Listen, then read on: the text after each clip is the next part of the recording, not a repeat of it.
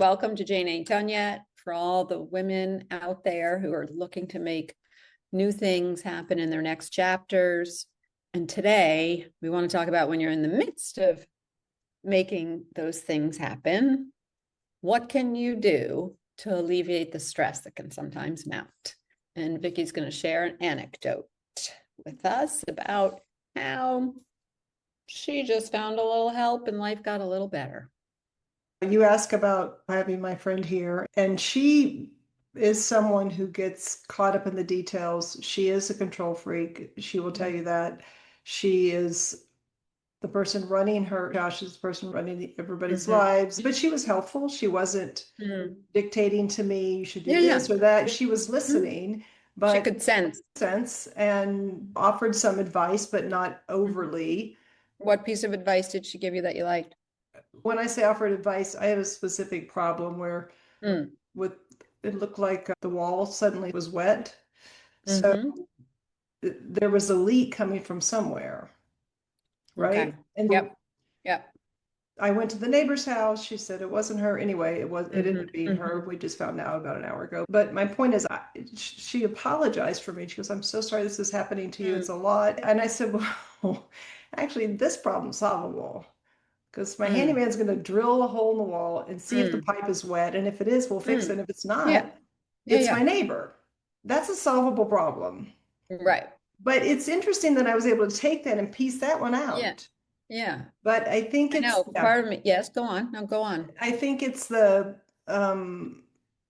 it was the layering on of I've already had these other issues. And so I was like, okay, this is just one more piece of it. And I'm getting through the rainy season, I'm getting to the dry season, not to belabor everything about the house, but that was where I was able to let go. But I also think it's because I had her there to help me with it. And it's not that I need somebody to listen to a pod or whatever, but when my son was living with me, when he was a teenager, I would say, "Oh, this is happening in the house. Will you help me fix it?" And he was the person who helped me with stuff, I mean, it's probably why he's an engineer. He's been working on my house with me since he was little. But I just needed to tell somebody. I needed that sounding board. Yeah. No, I love that. And you're reminding me of an ancient story of when I was in college.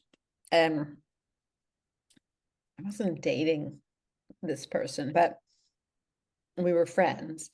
And he was living in Boston. I was outside of Boston at college, and I had all this studying to do. It was like, I think it was a subject that wasn't one of my favorites or best. I can't even remember, but it just felt like looming.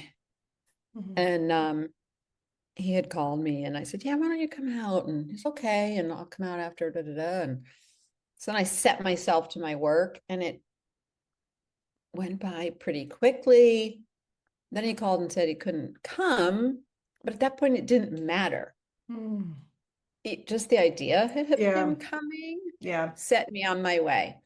And there's been research done psychologically. If you look at a mountain that you're going to climb, or a hill, and people, when they're looking at it with someone beside them that they know is a friend or some source of support, literally read it as less steep than when they look at it alone. So I think what you want to say today is what? What's the moral of the story? The moral of the story for this particular topic is have your team at the ready, have your people that you trust, whether it's an accountability partner, whether it's your spouse, your friend, and rely on them. Use them for that purpose. Sometimes I try to do it on my own. And I had people who say, "Just call me if you need any help." You, for example, would do that. But, it's hard to, I don't want to bother them and bother them. Right. And also because you're very capable, right? And like, I'll just take care of this. I'll just take care of this. But the problem I have in my life is I do that sometimes too many times in a row until all of a sudden I'm not physically feeling well, or I'm feeling really just grumpy. Yes. I feel more stress. Like I tend to sometimes wait. I need to become more proactive in the asking or setting myself up so that I don't hit that. Cause yeah, I can boom, boom, boom, knock stuff out. And then all of a sudden, oh, There's a wall. Yeah. and that's when the stress comes in. It's like an emotional wall more than a physical wall for me. It's the piling on of you've done this and this and fixing that and this, and I just can't do anymore. I can't look at this. I Yeah. can't, Mm-hmm. yeah. Yeah. And the other thing I would just add to that is if we're your friend, it's good just to have our antennas up Mm-hmm. or antennae. Is it antennas with an S? I think so. To kind of be aware, like to say, hey, how can I help here? Or Mhm. you seem a little stressed, and just like a little pat on the shoulder, Yeah. like sometimes just that lets the person go. Yeah. So And it was because she was here in person that was really helpful. yeah. Because she gave me a Yeah. hug. She was like, calm Hmm. down, stop, hold my hands. I want to Yeah, give you a touch. hug. Yeah, touch. And Mm-hmm. that was good. And then, Yeah, and if people are in a place where they don't have someone where they could hug or whatever, there's always a massage. right. Go to a shelter and pet some dogs. There are ways of getting that type of support. Okay, And so anyway, yeah. there we And go. also one other strategy was I took her to my boxing class. Mm, And when I do that, I have to step mm, outside of everything that's going on because I have to focus during class. And all I'm mhm, doing is mhm, focusing on the next combination, the next movement. mhm, So mhm, for mhm, 90 minutes, I don't think about mm, anything mm, except what's going on in mm, front of mm, me. mm. Yeah, so to find an activity where you takes you away from your mind and Yes. you get enter more into the body.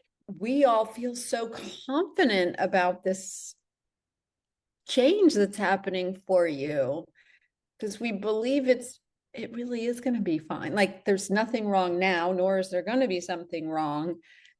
And if you can kind of maybe move a little into what we're feeling for you, which is Mm. like this is a no-brainer. This is like you just got to do your laundry tomorrow.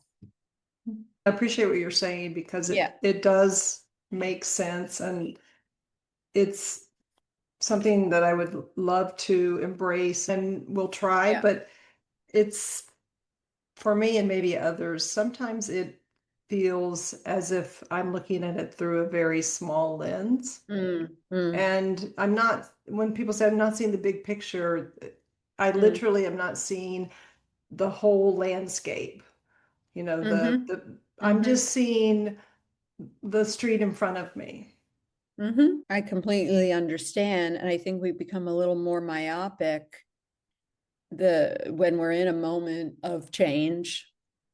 Mm. Um, because I think, those worries can throw us a little into that negativity bias lane where we're more focused on what could go wrong or what we need to do to make sure nothing goes wrong. And that's where that stress comes in, the control, the over control. Mhm. And what you said about like how you're only seeing this bit of the picture reminded me there was a children's book which is based on a fable, the seven blind mice. Yes.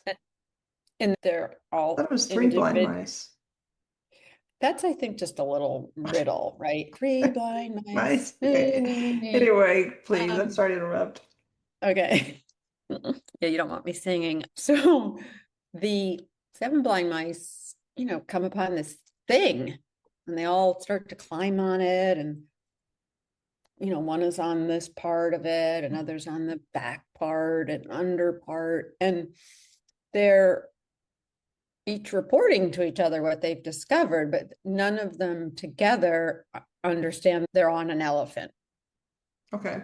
Interesting. because they're each just taking in the one part they're sensing. Yeah. So I'm on the knee. And all you're seeing is the knee. The Like maybe knee. it's like what the painting that maybe needs to be done, or like the appliances that need to be put away each time the house is shown. I don't know. Yeah. You're Yep. like it. Yep.